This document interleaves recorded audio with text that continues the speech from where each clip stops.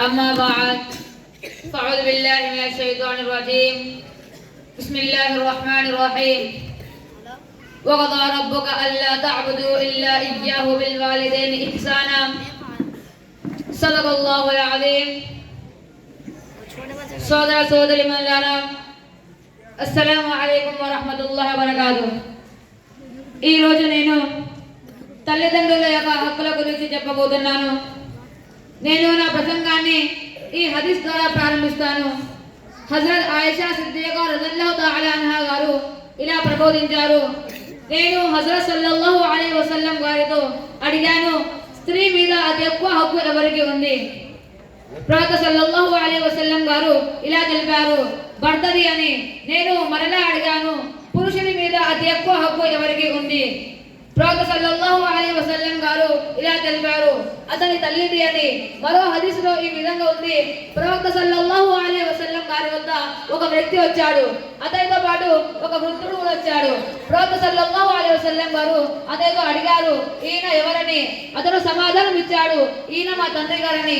అప్పుడు ప్రవక్త సల్లల్లాహు అలైహి వసల్లం గారు ఇలా సమాధానం ఇచ్చారు, మీ తండ్రి కంటే ముందు నడవద్దు, మీ తండ్రి కంటే ముందు కూర్చోవద్దు, మీ తండ్రికి పేరు పెట్టి పిలవద్దు, మీ తండ్రితో దురుసుగా ప్రవర్తించవద్దు. ఈ విధంగా ప్రవక్త సల్లల్లాహు అలైహి వసల్లం గారు తెలిపారు. ఎవరైతే మంచివాడు తన తల్లిదండ్రుల వైపు కరుణ చూపును చూస్తే తప్పకుండా అల్లాహ్ తాలా అతని కోసం ప్రతి చూపుకి ప్రతి ఫలంగా పూర్తి ఆశ్రయించినంత పుణ్యం ప్రసాదిస్తాడు.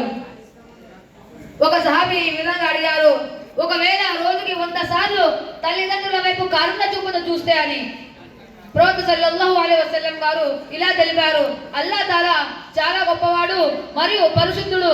అల్లాహ్ తాలా ఖజానంలో ఏం తక్కువ లేదు, ప్రతి చూపుకి హజ్ పుణ్యం ప్రసాదిస్తాడు. ప్రేక్షకులారా, తల్లిదండ్రుల హక్కుల విషయం మీద హజరత్ అనస్ రజల్లాహు తఆలా ఇలా ప్రబోధించారు. ఒక వ్యక్తి ప్రవక్త సల్లల్లాహు అలైహి వసల్లం గారి వద్ద సేవ కొరకు వచ్చాడు. వచ్చి ఇలా అడిగారు, ఓ ప్రవక్త సల్లల్లాహు అలైహి వసల్లం, నాకు జిహాద్ చేయాలనుంది కానీ స్తోమత లేదు. ప్రవక్త సల్లల్లాహు అలైహి వసల్లం గారు ఇలా తెలిపారు, మీ తల్లిదండ్రులలో ఎవరైనా బతికి ఉన్నారా? ఆయన సమాధానం ఇచ్చాడు, తల్లి బతుకుందని. ప్రవక్త సల్లల్లాహు అలైహి వసల్లం గారు ఇలా చెప్పారు, నీ తల్లి విషయంలో దైవంతో భయపడుతుండు మరియు నీ తల్లి యొక్క హక్కును పూర్తి చేయి. నీవు ఇలా చేస్తే హజ్ చేసిన వాడు అవుతావు, నీవు ఉమ్రా చేసిన వాడు అవుతావు, నీవు జిహాద్ చేసిన వాడు అవుతావు. ఏ విధంగా అయితే హజ్, ఉమ్రా మరియు జిహాద్ చేసే పుణ్యం దక్కుతుందో, మీ తల్లిదండ్రుల యొక్క సేవ చేస్తే అదే పుణ్యం దక్కుతుంది.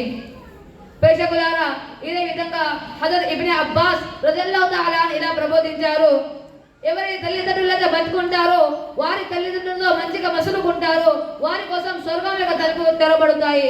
మరియు ఏ వ్యక్తి అయితే తల్లిదండ్రులకు దుఃఖం కలిగిస్తాడో అల్లాహ్ తాలా ఆ సమయం వరకు సంతోషించడు, వారి తల్లిదండ్రులకు సంతోషపరిచే వరకు.